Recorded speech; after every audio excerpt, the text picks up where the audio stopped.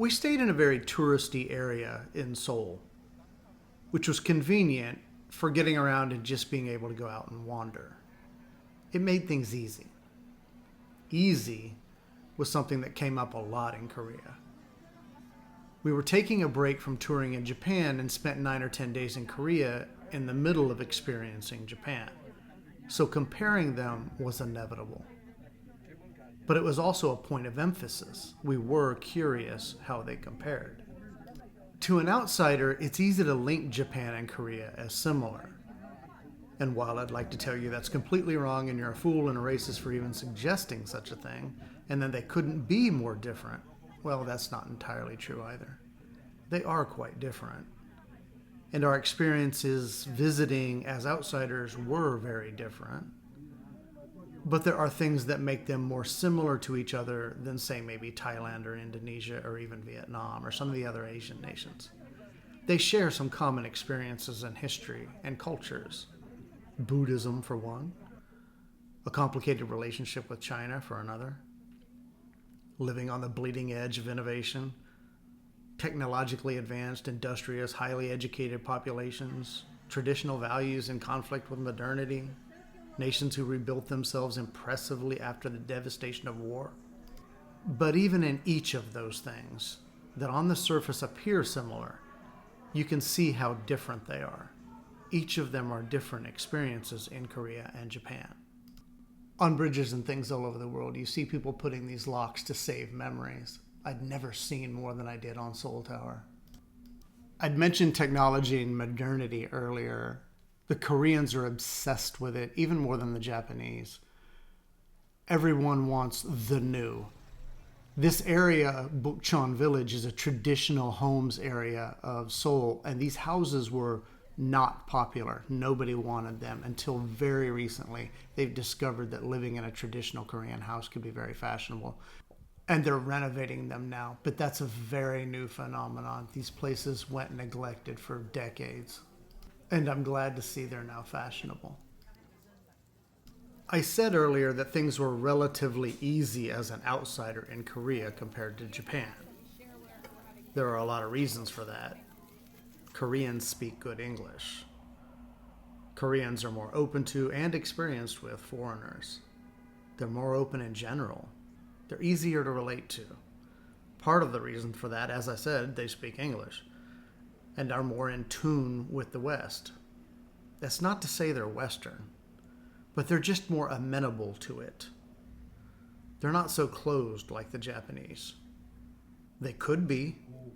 They've had a rough history of outside intervention and oppression. They have a pervasive sense of themselves as a distinct people, and they feel a communal bond with each other that even the Japanese don't rival. But yet, they still interact effectively with the outside world. Unlike Japanese and Chinese, Korean is not a logographic language.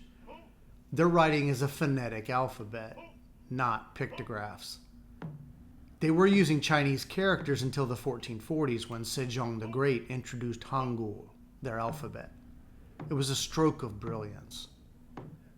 Chinese is enormously complicated, absurdly so. It takes an entire lifetime for a scholar to master. It's intensely mnemonic, and you may say, well, all education is reliant on rote learning. That's one thing virtually everyone complains about with history class. It's all just memorization, names and dates. No, bad education is memory. Good education is understanding and logic, and making sense of the unknown or misunderstood, being able to classify and categorize, analysis, attempting to apply science to art. Rote learning is ineffective.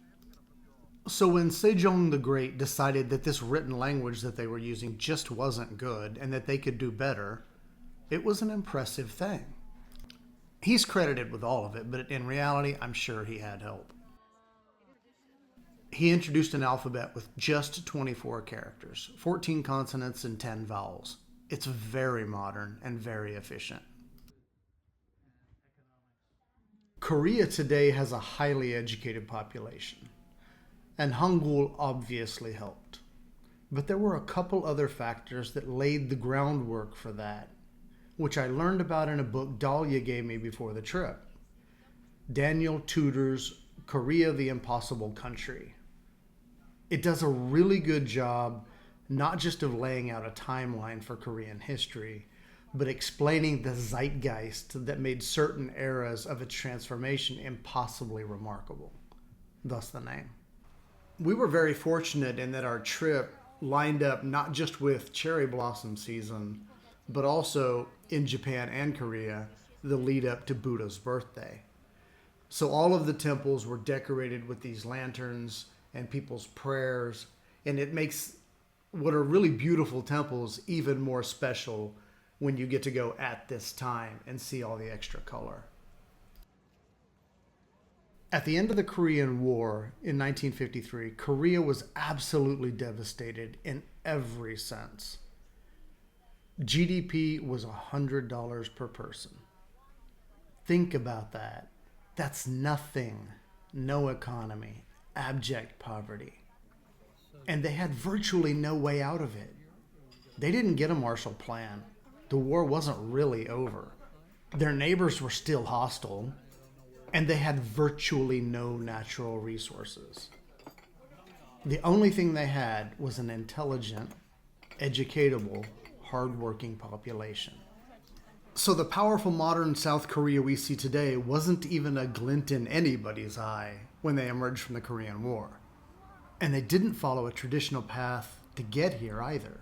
We think of North Korea as a dictatorship and South Korea as a democracy. But did you know that South Korea wasn't really even a free democracy until like 1992? They had an authoritarian, corrupt, dictator-ish Syngman Rhee, but hey, he was anti-communist and that's what mattered to us. Then came Chung Hee Park. Chung Hee Park, flat out, was a dictator.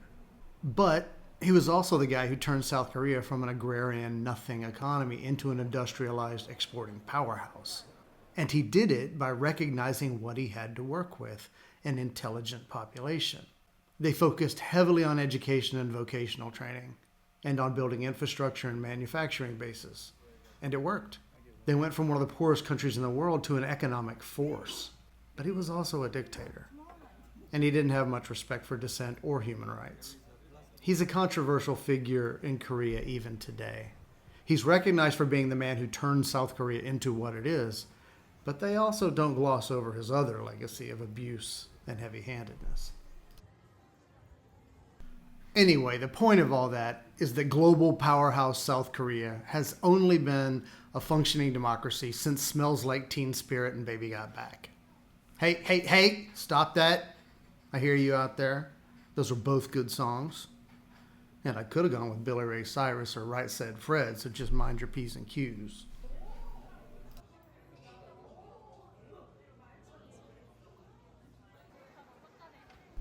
Two of the most interesting places we went in Seoul were a traditional market and a wholesale fish market. These were fascinating places. The traditional market sold all sorts of things, many of which I had no idea what they were. Some of the stuff looked delicious, but a lot of it was just disgusting. Intestines of a cow. These are raw beef intestines that they eat.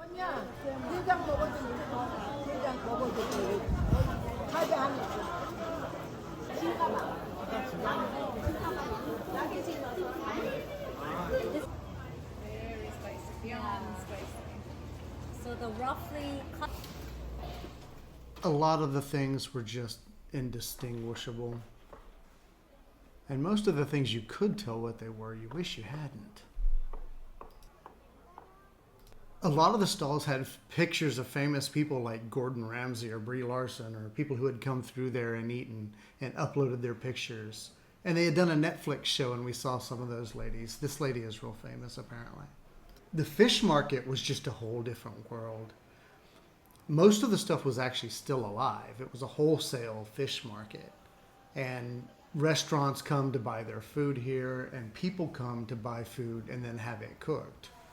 But it was a really interesting place. Of course, all seafood. And it was also pretty gross. I mean, look at these worms. Those are sea worms. I don't.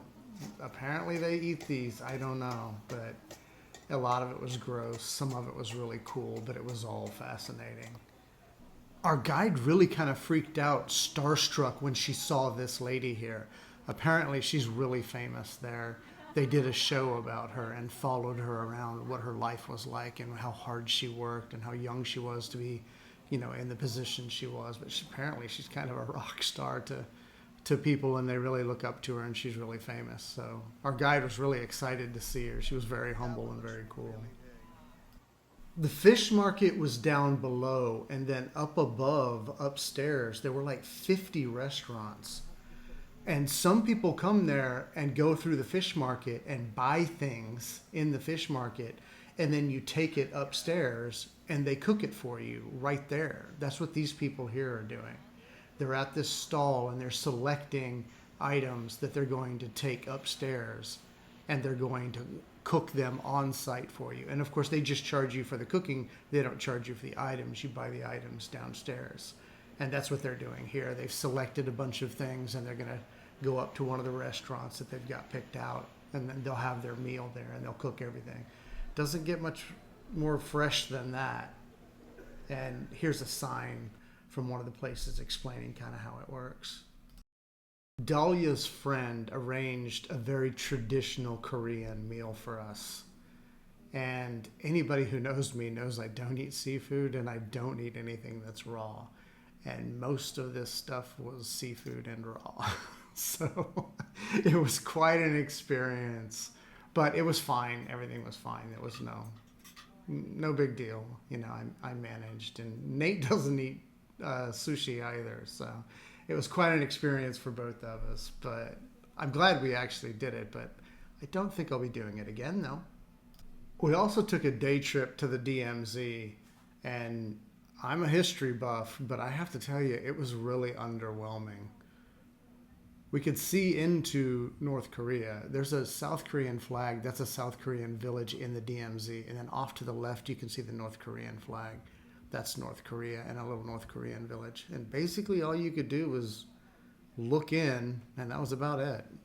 Less historically significant, but actually more interesting, was Lotte World Tower, which is the 5th or 6th tallest building in the world. And up at the top, they have what they call Seoul Sky, which is a viewing platform, basically, and that's really all it is. But it's the highest glass-floored observation tower where you can just walk out onto a glass floor and look straight down, which I don't know why I'm so fascinated by that, but I absolutely am. And it was really interesting to just look down again on these buildings, just like we did in Tokyo and Osaka. But it was just fascinating to walk out and look straight down 500 meters.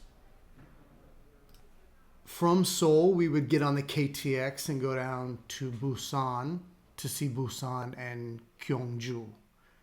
And that would wind up our Korea trip, and then we'd head back to Japan.